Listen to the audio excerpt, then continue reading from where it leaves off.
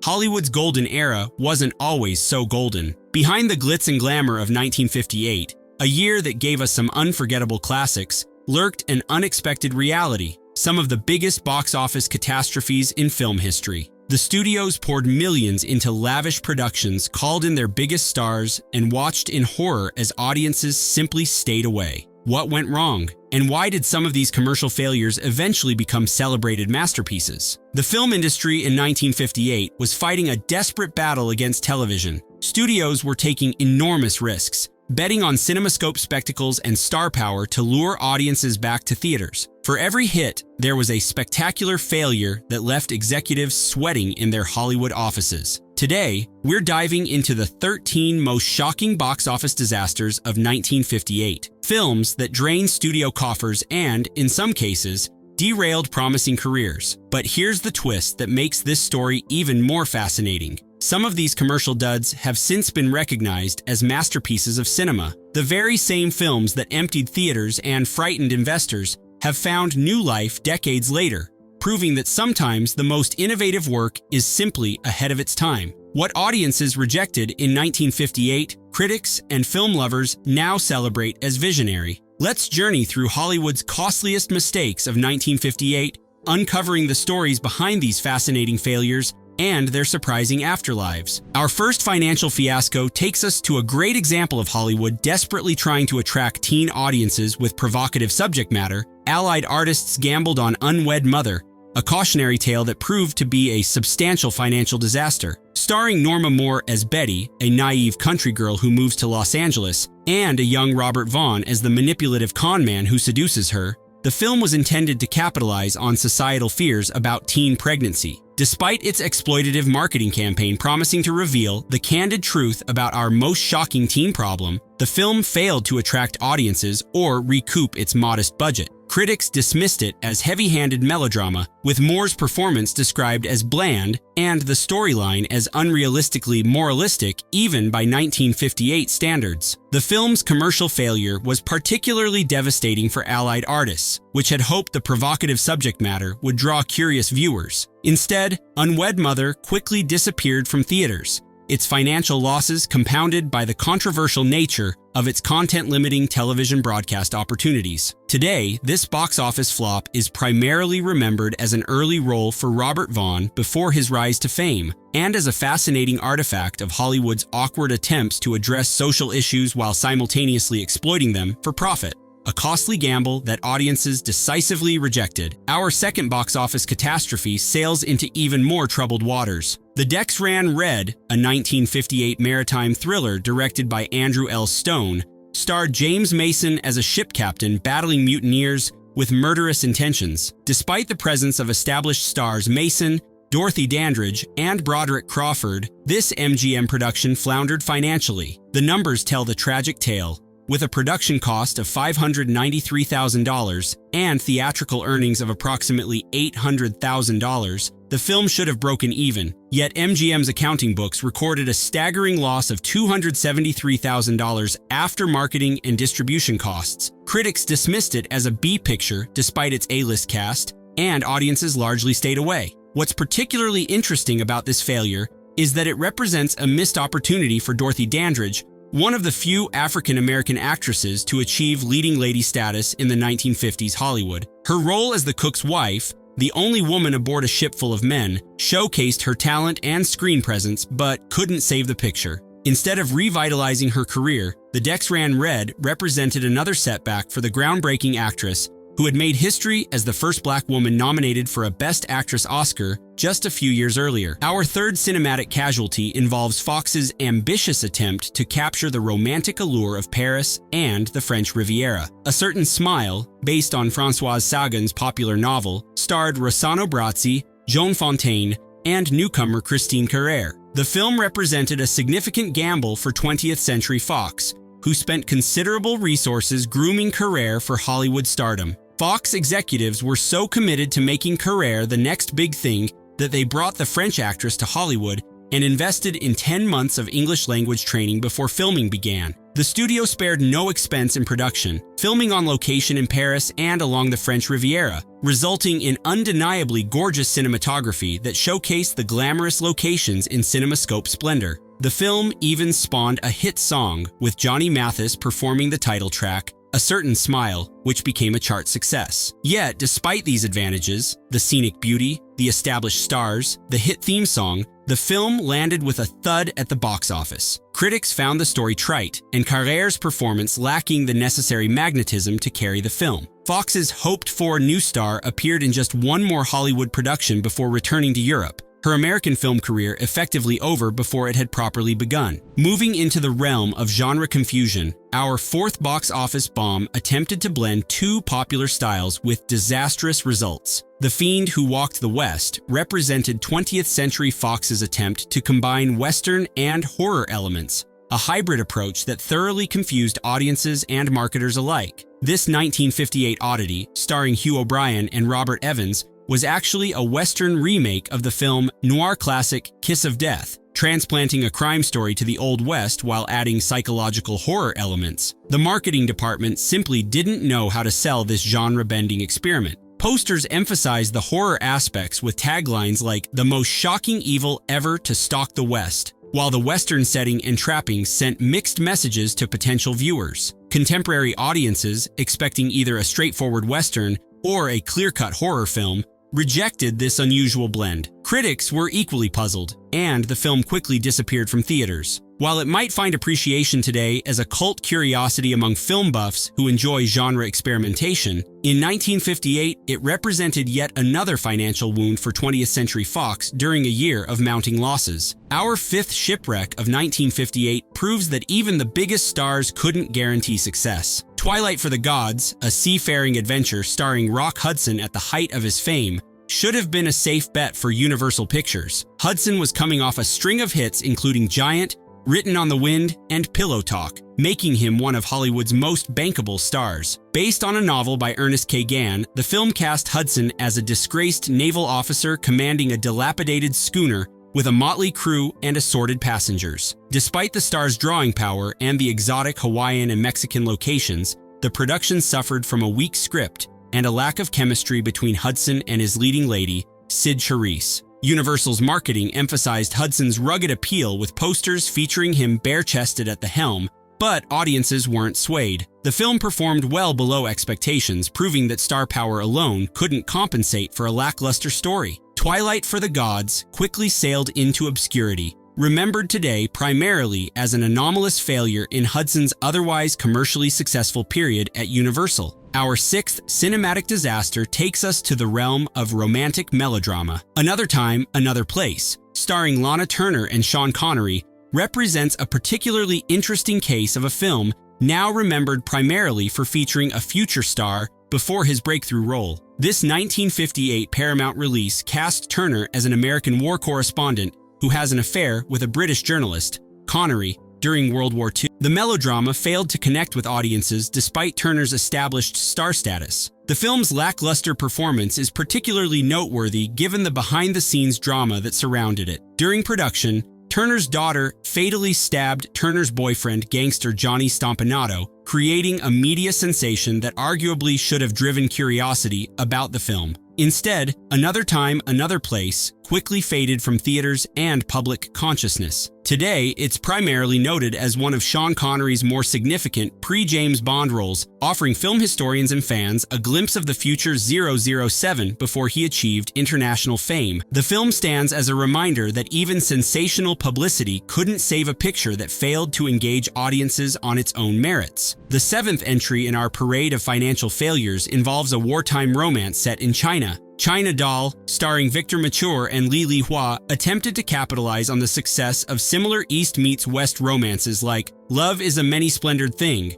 but failed to achieve comparable results. Produced and distributed by United Artists, the film tells the story of an American pilot in China during World War II, who reluctantly takes in a young Chinese woman as a servant, only to fall in love with her. Despite some genuine emotional moments and Mature's solid performance, the film suffered from stereotypical characterizations and a predictable narrative that audiences had seen numerous times before. The production values were modest compared to more lavish Hollywood offerings that year, and United Artists' relatively limited marketing muscle couldn't generate sufficient audience interest. China Doll performed below expectations domestically and fared no better in international markets. Today, it maintains only minimal recognition among classic film enthusiasts, remembered as a minor entry in Victor Mature's filmography and a reflection of Hollywood's often problematic handling of Asian characters and settings. Our eighth cosmic failure aimed for the moon but crashed on launch. From the Earth to the Moon, an adaptation of Jules Verne's science fiction novel, represented another expensive misfire for 20th Century Fox in their troubled year of 1958. Starring Joseph Cotten, George Sanders, and Deborah Paget, this ambitious production attempted to capitalize on growing public interest in space exploration. The timing seemed perfect. The space race between the United States and the Soviet Union was heating up, with the successful launch of Explorer 1, America's first satellite, occurring the same year. Yet, despite this cultural backdrop, the film failed to capture the public's imagination. Fox invested heavily in special effects that, while impressive for their time, couldn't match the spectacle audiences expected from a space adventure. The adaptation also suffered from narrative issues, with critics finding the pacing sluggish and the characters underdeveloped. The film's box office performance was so disappointing that it contributed to Fox's decision to scale back their science fiction productions, focusing instead on safer commercial bets. Today, the film maintains modest recognition among science fiction film historians,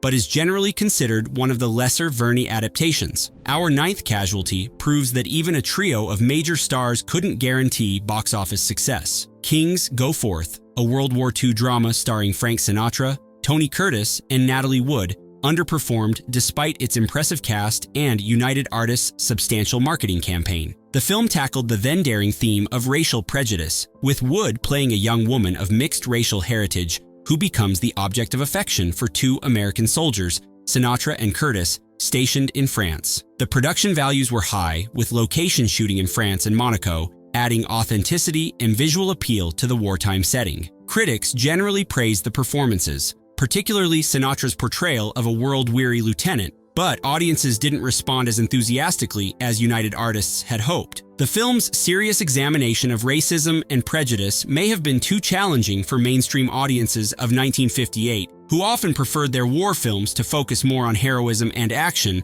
than on complex social issues. While Kings Go Forth wasn't a catastrophic failure, its modest returns fell well short of expectations for a film with such star power, making it one of the year's notable disappointments. Our 10th box office misfire demonstrates that even the most reliable genres could falter. The Bravados, a Western starring Gregory Peck and directed by the respected Henry King, failed to meet 20th Century Fox's commercial expectations despite its prestigious pedigree. The film cast Peck, one of Hollywood's most respected leading men, as a rancher pursuing the four men he believes raped and killed his wife. While this premise promised the revenge narrative that Western audiences typically enjoyed, the film took a more psychologically complex approach than many expected. The story ultimately becomes a meditation on vengeance and mistaken judgment rather than a straightforward action-driven Western. Fox gave The Bravados a significant production budget, with spectacular location shooting in Mexico and a strong supporting cast including Joan Collins and Henry Silva. Critics recognized the film's artistic ambitions, with many praising its moral complexity and Peck's nuanced performance. Audiences, however, were less enthusiastic. The film's box office performance fell well short of projections, contributing to Fox's financially troubled year. Today, The Bravados has gained more appreciation among Western aficionados who value its more thoughtful approach to the genre's typically straightforward moral landscape. Our 11th disaster reveals that even the biggest stars could stumble spectacularly. The Barbarian and the Geisha, starring John Wayne and directed initially by John Huston, became one of 20th Century Fox's most notorious failures of 1958. The production was troubled from the start. Huston and Wayne clashed repeatedly during filming in Japan, with their creative differences becoming so severe that Huston effectively abandoned the project before completion. Fox brought in other directors to finish the film, resulting in a tonally inconsistent final product that satisfied neither the studio nor the star. The story, based on the experiences of Townsend Harris, America's first consul to Japan in the 1850s, cast Wayne as a diplomat who falls in love with a geisha. Critics found the stolid Wayne miscast as a subtle diplomat,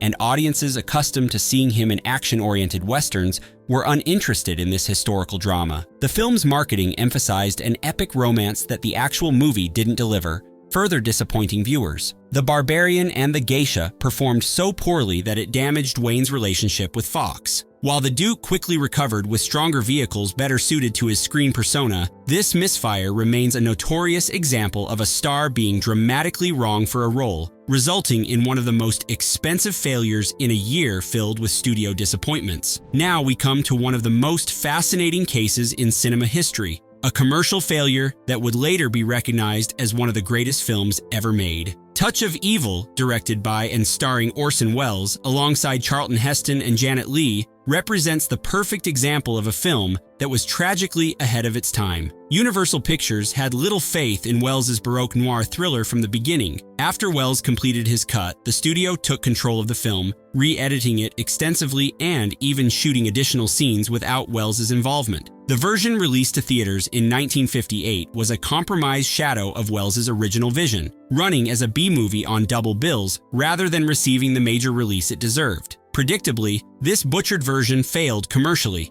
reinforcing studio executives' belief that Welles was uncommercial and difficult. Critics were mixed, with some recognizing flashes of brilliance amid the editorial chaos. The film quickly disappeared from theaters, seemingly destined to be forgotten as just another minor noir. The story doesn't end there, however. Over subsequent decades, Touch of Evil gradually gained recognition for its innovative camera work, complex morality, and atmospheric tension. Film scholars and critics began championing it as a misunderstood masterpiece. In 1998, a reconstructed version based on Welles's detailed editing notes was released, allowing audiences to finally experience something closer to his original vision. Today, Touch of Evil is universally regarded as one of the last great films of the classic film noir era and a testament to Welles's genius, making its initial failure all the more tragic. Finally, we arrive at perhaps the most remarkable case of critical reassessment in film history. Alfred Hitchcock's Vertigo, starring James Stewart and Kim Novak,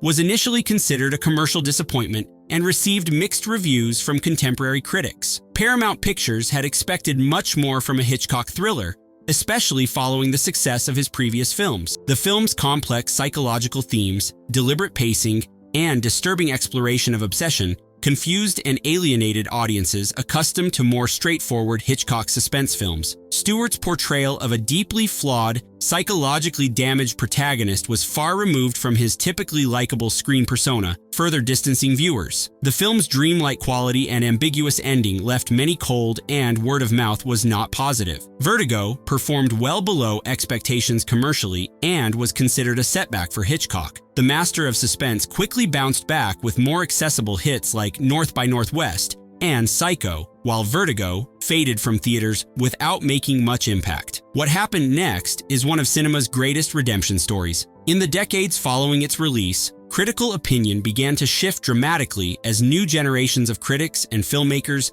discovered the film's psychological depth, technical brilliance, and emotional power. In 1989, the film was selected for preservation in the United States National Film Registry as culturally, historically, or aesthetically significant. The reassessment reached its zenith in 2012 when Vertigo dethroned Citizen Kane as the greatest film of all time in the prestigious Sight and Sound Critics poll. The film that disappointed Paramount executives and confused audiences in 1958 is now universally recognized as Hitchcock's supreme masterpiece and one of the towering achievements in cinema history. The ultimate example of a commercial failure transformed into an artistic triumph. The story of Hollywood's biggest box office disasters of 1958 reveals something fascinating about cinema and audience tastes. Some failures were simply bad business decisions, miscasting stars, mismarketing unusual films, or investing too heavily in trends that were already fading. Others, however, were genuinely ahead of their time, too complex or challenging for contemporary audiences, but perfectly positioned to be discovered and celebrated by later generations. In an industry often criticized for prioritizing commerce over art, these commercial failures remind us that true cinematic greatness isn't always recognized immediately. The films that push boundaries, challenge expectations, and take artistic risks may struggle to connect with audiences initially, only to find their rightful place in the canon years or even decades later. The next time you hear about a modern box office bomb, remember Vertigo and Touch of Evil. Today's financial disappointment might be tomorrow's celebrated classic, a film discussed, analyzed, and revered long after its more commercially successful contemporaries have been forgotten. In Hollywood, as in art generally, the most enduring work isn't always the most immediately successful. Behind every box office disaster lies a story of creative ambition, studio politics, and audience expectations, a complex interplay of factors that determines whether a film connects or fails. These 13 films from 1958 represent not just financial missteps, but fascinating chapters in Hollywood's ongoing attempt to balance art and commerce in the ever-evolving world of cinema.